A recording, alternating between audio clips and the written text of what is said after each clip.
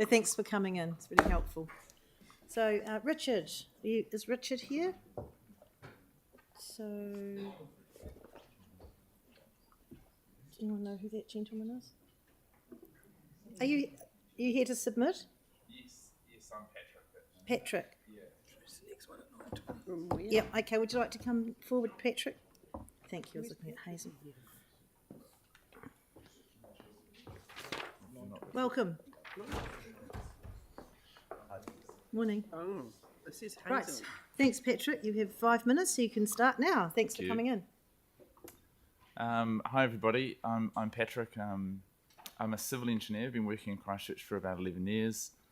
I ride my bike to work, and yeah, I'm an advocate for road safety.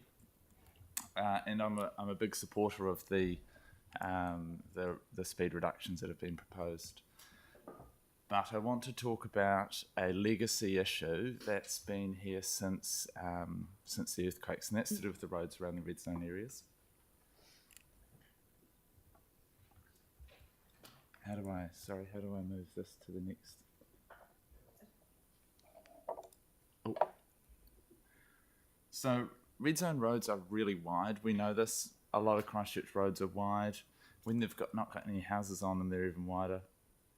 And they are comfortable to drive fast on. Hopefully we all agree with that.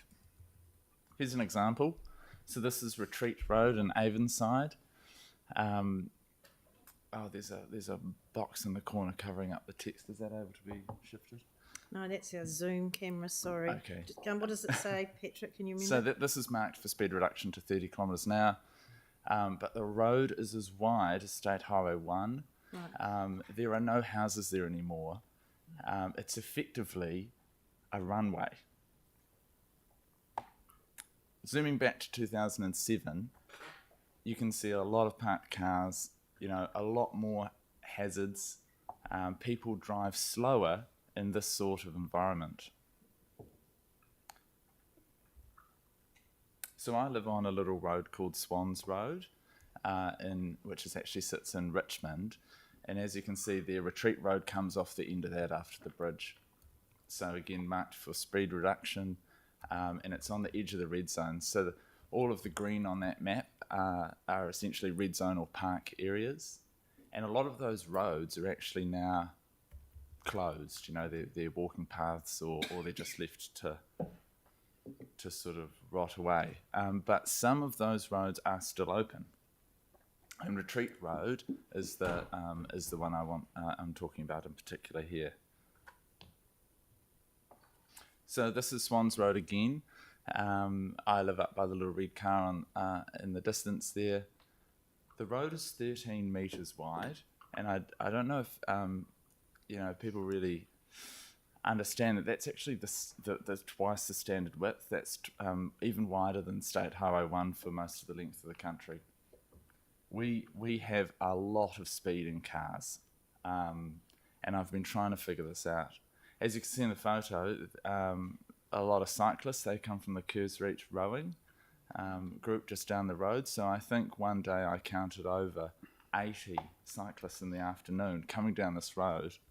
And that's really interesting because their route through to Fendleton, because that's where most of them come from, Maryvale, is the same route that I ride my bike on to work, and they don't follow any cycleways that have been built. So that's just an interesting point.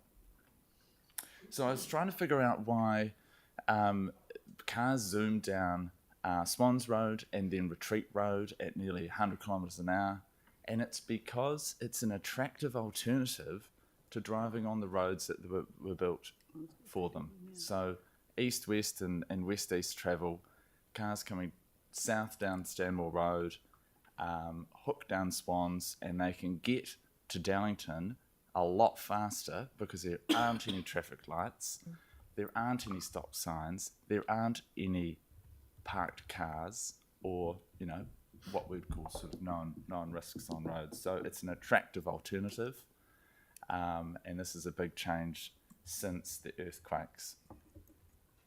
Another point to make is that the Otakaro River Trail comes down the river crosses Retreat Road, crosses Swans Road at the bridge. This is a really key project for the community, but we've got this racetrack running right down the middle of it, and this is a 13-metre road that the council is maintaining, spending a lot of money on, and I don't really understand it. So just to wrap up, a lot of decisions were made very quickly after the earthquakes. We know that all sorts of things were done in the water space. That's my field. A lot of road closures, not a lot of thought into how this is going to affect communities long term. These roads are now very different.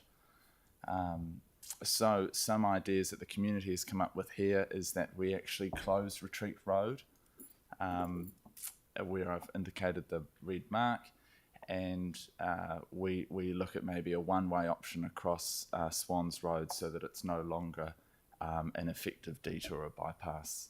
And really considering the residents, we have people going 100 kilometres an hour down our road in the middle of the night, and it's quite awful. It's unsafe for cyclists. No, and that's amazing.